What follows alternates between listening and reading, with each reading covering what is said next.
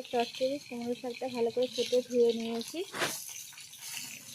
আর লাগবে এখানে বেগুন, আলু আর অল্প পেঁপে দিয়েছি।